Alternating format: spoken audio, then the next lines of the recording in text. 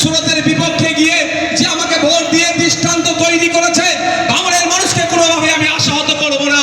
তাই একদিকে আমাকে মিনিস্ট্রির অফার, উল্টা দিকে আমার নামে 17টা মামলা দিয়ে আমাকে ভয় দেখানো হয়েছে।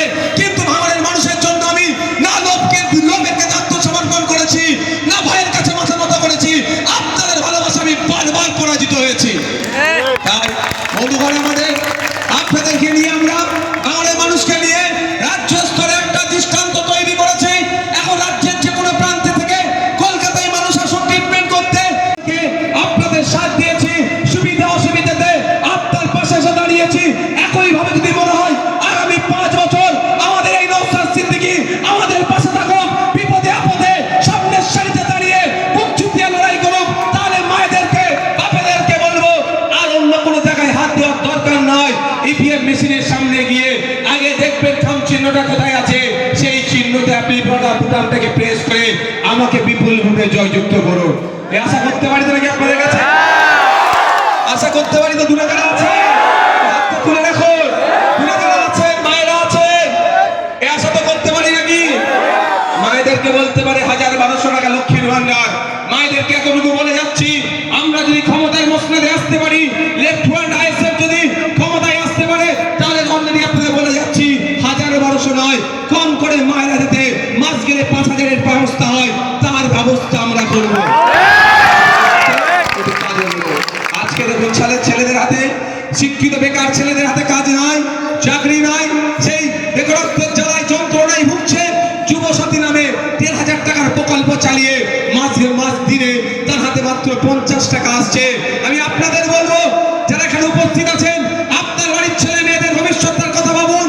1500 টাকায় আপনারা সীমাবদ্ধ থাকবেন না? 15 থেকে 22,000 টাকার কাজ আপনার বাড়ির ছেলেরা পাক, সেটার দিকে যাবেন। যদি মনে হয় 1500 নয়, আমার মাস গেলে কম করে ন্যূনতম 15 থেকে 22,000 টাকার কাজের ব্যবস্থা দরকার, তাহলে বাংলার মসনদে লেফট হ্যান্ড আইএসএফ কে ক্ষমতায় নিয়ে আসুন।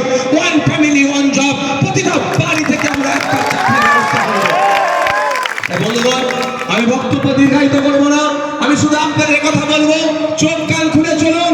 আজকে নকল মালের উপরে লেখা আছে নকল হইতে সাবধান, এই জন্য আমরা বিভ্রান্ত হয়ে যাচ্ছি। যে মমতা ব্যানার্জি বলেছিল আমার লাশের উপর এসআইআর হবে, সেই মমতা ব্যানার্জি এসআইআর নিয়ে প্রটেস্ট না বাংলায় করতে পারে, অন্যায় ভাবে সাংবাদিককে ধরে জেলের মধ্যে রাখছে, তার সিআইডি পাঠিয়ে। তাই সুতরাং আমাদের ভাবতে হবে মমতা ব্যানার্জি কি চাইছে, আরএসএস যেটা চাইছে মমতা ব্যানার্জি সেটাই করছে, বিজেপি যেটাই চাইছে মমতা ব্যানার্জি সেটাই করছে। ওয়াকফ সংশোধনী আইন করে মাদ্রাসা, মসজিদ, ঈদগাহ, কবরস্থান কেড়ে নেওয়ার প্রচেষ্টা চালাচ্ছে। মমতা ব্যানার্জি বলেছিল এই বাংলায় ওই আইন লাগু হতে দেব না, কিন্তু দেখুন তিনি এই আইনকে বাংলায় লাগু করে দিল। কিন্তু আপনার মসজিদ, মাদ্রাসা, ঈদগাহ, কবরস্থান এখনো যে সুরক্ষিত আছে, এতটুকু মাথায় রাখবেন। ধন্যবাদ জানাই ভাঙড়ের মানুষ যে আশার বীজ বপন করেছে, যে রাস্তা দেখিয়েছে। এক বিধায়ক 293টা বিধায়ককে হিলিয়ে দিতে পারে, অন্যান্য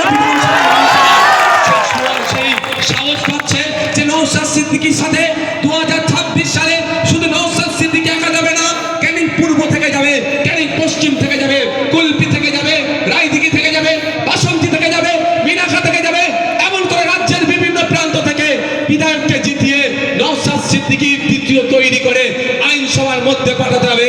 নওশাদ সিদ্দিকী এবং তারা মিলে এই লড়াই করে মানুষের অধিকারকে সুনিশ্চিত করবে, ধর্মীয় বিভাজনকে বন্ধ করবে।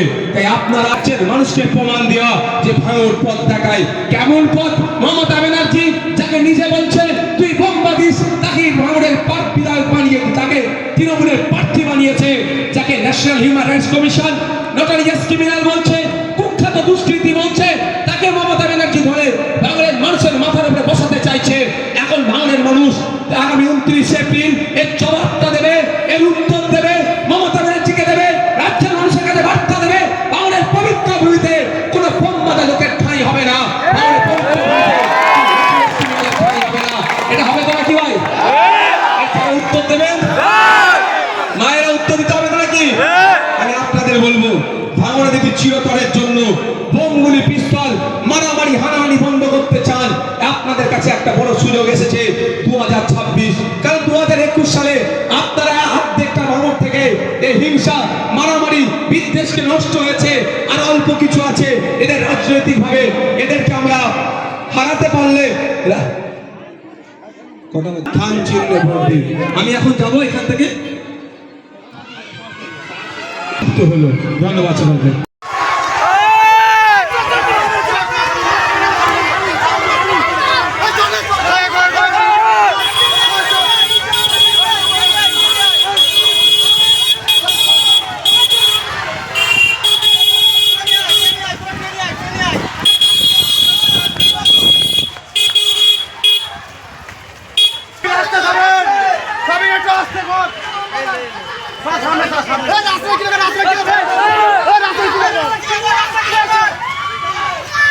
सामने करा सामने करा सामने करा सामने करा देखो देखो कौन आया देखा देखा कौन आया सामने करा पीछे करा देख चला